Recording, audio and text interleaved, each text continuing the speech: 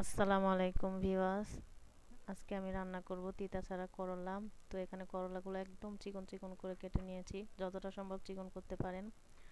তারপরে এখানে কড়াইয়ের মধ্যে পরিমাণ মতো তেল দিয়ে এখন দিয়ে দিব পেঁয়াজ কুচি।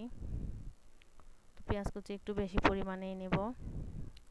তো করলা ভাজি তিতা না হওয়ার প্রথম নাম্বার টিপস হচ্ছে করলা ভাজি চিকন হতে হবে এবং বেশি পরিমাণে পেঁয়াজ দিতে হবে। তো তারপরে পেঁয়াজগুলো ব্রাউন কালার করে ভেজে নেব। পেঁয়াজগুলো ব্রাউন কালার হয়ে গেলে এখানে দিয়ে দেব পরিমাণ মতো লবণ, হাফ চা চামচ হলুদের গুঁড়া।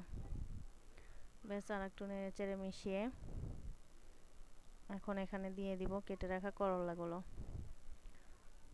করলাগুলো দিয়ে ভালোভাবে নেড়ে চেড়ে মিশিয়ে নেব।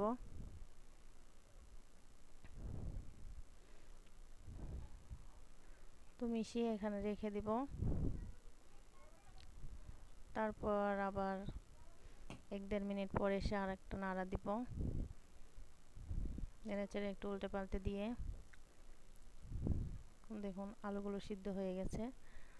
তো তারপরে আরেকটা নাড়া দেব। আমি মাত্র 3টা নাড়া দিয়ে করলা রান্না করেছি।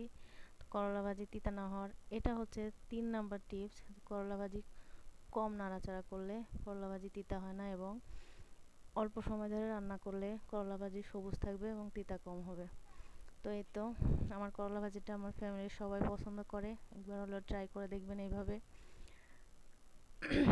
আর একটা ভিডিও বানানোর জন্য ভিউয়ার্স অনেক কষ্ট করা লাগে।